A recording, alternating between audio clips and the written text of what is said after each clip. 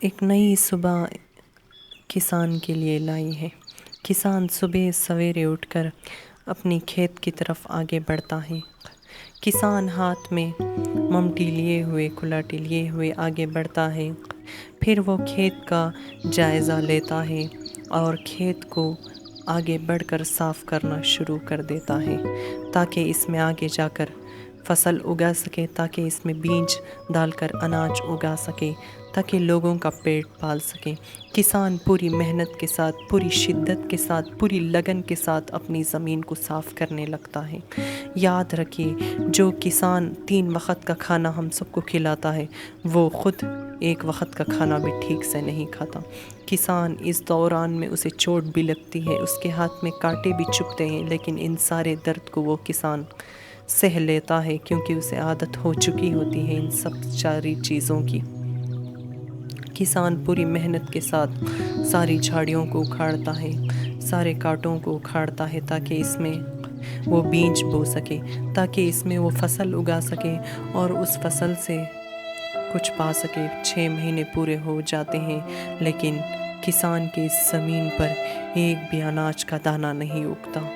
یہ دیکھ کر کسان بہت ہی زیادہ اداس ہو جاتا ہے، جس نے ساری محنت اس زمین پر کی، لیکن یہ زمین تو بنجر نکلا۔ اتنے میں اس کا ننھا سا پیارا سا بیٹا بھاگ کر آتا ہے اپنے کسان کے پاس، یعنی ابا کے پاس، اور پوچھتا، ابا کیا ہوا؟ کسان بتاتے ہیں، میں نے 6 مہینے اس زمین پر محنت کی، لیکن اس پر ایک بھی اناج کا دانہ نہیں ہوگا۔ پھر وہ اپنے بچے کو، بیٹا اپنے میرے پاس آ کر بیٹھ، بچے کو اپنے پاس بٹھا کر زمین دکھاتا ہے، دیکھ بیٹا، اسی وجہ سے میں اداس ہوں کہ میری زمین میں اتنا محنت کرنے کے باوجود بھی کچھ بھی نہیں ہوگا میرے زمین پر۔ تو بچہ یہ سننے کے بعد اس کے دھیان میں ایک خیال آتا ہے، پھر وہ دوڑ کر جاتا ہے، وہ ایک فرٹیلائزر کا اسے ایک نوٹس ملتا ہے، جس سے کہ وہ ڈالنے سے اناج اگتا ہے زمین پر، بنجر زمینوں پر۔ وہ بھاگ کر وہ نوٹس لے کر کسان کے پاس آتا ہے اور اب کسان کے پاس دے دیتا ہے۔ تو وہ کسان پوچھتا ہے، بیٹا یہ کیا ہے اور یہ تجھے کہاں ملا؟ اور کسان پڑھنے کے بعد وہ بہت خوش ہوتا، حیران ہوتا اور پوچھتا، یہ تجھے کہاں ملا بیٹا؟ تو مجھے امید کی کرن لا کر دے دیا ہے، شاید اس کے ذریعے سے مجھے کچھ ہو جائے۔ پھر وہ اپنے بچے کو گلے سے لگا لیتا ہے۔ پھر دوسرے دن اس فرٹیلائزر کے شاپ پر جاتا ہے اپنے زمین کے کاغذات لے کر، تاکہ اس کے ذریعے سے وہ فرٹیلائزر لے سکے۔ کسان کے پاس فرٹیلائزر لینے کے بھی پیسے نہیں تھے۔ پھر وہ سامنے دکان کا مالک فون پر بات کرتے ہوئے بہت ہی غصے کے ساتھ پوچھتا ہے، کیا چاہیے تجھے؟ کیوں آیا ہے؟ پھر وہ کسان بڑے ہی ادب کے ساتھ ہاتھ باندھے ہوئے وہ زمین کے کاغذات اس دکان کے مالک کے پاس دیتا ہے، اس کے ذریعے سے مجھے آپ فرٹیلائزر دے دیجیے۔ پھر وہ دکان کا مالک اس اگریمنٹ کو دیکھتا ہے، زمین کو، کاغذات کو دیکھتا ہے، غور سے دیکھنے کے بعد وہ بڑے ہی غصے کے ساتھ پھینک دیتا ہے، اور پھر وہ کسان کا دل ٹوٹ جاتا ہے۔ وہ پھر سے دھکا دیتا ہے، کسان اس کے پیر پڑنے کی کوشش کرتا ہے، اسے منانے کی کوشش کرتا ہے۔ پھر وہ کہتا ہے، مجھے 1 سال کی مہلت دیجیے۔ تو وہ دکان کا مالک مان لیتا اور کہتا ہے، تجھے 1 سال کا وقت ہے، اس 1 سال کے دوران تجھے پیسے ادا کرنے ہیں۔ پھر وہ کسان جاتے ہوئے بھی اس دکان کے مالک کے پیر چھیتا ہے، تو وہ بڑی اخارت کے ساتھ اسے وہاں سے بھیج دیتا ہے۔ پھر وہ کسان کے کاغذات دیکھتا ہے، اگر کسان اس 1 سال میں اگر رقم ادا نہ کرے تو اس کی زمین لے لے گا۔ پھر دوسرے ہی دن کسان اپنے بچے کے ساتھ وہ فرٹیلائزر لیے ہوئے ایک امید کے ساتھ وہ فرٹیلائزر کو اپنے بنجر زمین پر ڈالتا ہے، تاکہ کچھ اگ جائے، زمین میں کچھ آ جائے، اس کے ذریعے سے وہ فرٹیلائزر کے پیسے ادا کرے۔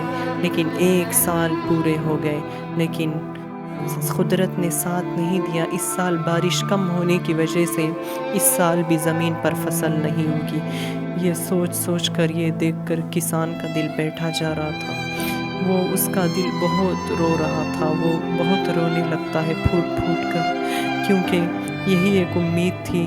کسان اس پیسے سے اپنے گھر چلانے والا تھا اور فرٹیلائزر کے پیسے بھی اسے ادا کرنے تھے، لیکن اس سال بارش نہ ہونے کی وجہ سے اس 1 سال پورے ہونے کے باوجود بھی زمین میں کچھ نہیں اگتا۔ پھر وہ دکان کا مالک اس زمین پر آ کر بیٹھ جاتا ہے کسان کے، اور کسان اس کے سامنے ہاتھ باندھے ہوئے بیٹھتا ہے۔ پھر وہ سوال کرتا ہے، میں نے تجھے 1 سال کی مہلت دی تھی رقم ادا کرنے کی، لیکن تو نے نہیں دی۔ لیکن وہ کسان گڑ گڑا کر کہتا ہے، مالک اس سال بارش نہیں ہوئی، میں آپ کے پیسے 1 سال میں ادا کر دوں گا، موقع دیجیے۔ وہ پھر دکان مالک مانتا نہیں، پھر وہ اس کا انگوٹھا اس زمین کے کاغذات پر رکھ دیتا ہے اور بڑی بے رحمی کے ساتھ دھکا دے کر ڈھکل دیتا ہے۔ کسان گڑ گڑاتا ہے، مالک مجھے کچھ اور وقت دے دیجیے، میں آپ کے پیسے رقم ادا کر دوں گا۔ لیکن وہ دکان کا مالک نہیں مانتا، اسے بڑی بے رحمی کے ساتھ صحیح سچ کہتے ہیں، آج کے اس دور میں انسانیت ہی نہیں ہے۔ جو کسان آپ کو 3 وقت کا کھانا کھلاتا ہے، اگر کسان نہ ہوتی تو یہ جہان نہ ہوتا۔ پھر وہ کسان یہ صدمہ نہیں سنبھال پاتا، پھر وہ اپنی جان لینے کی کوشش کرتا ہے، وہ زہر پی لیتا ہے، اور زہر پی کر وہ جیسے ہی پیتا ہے اس زمین پر گر پڑتا ہے۔ گرنے کے بعد وہ تڑپتا ہے، پھڑ پڑاتا ہے۔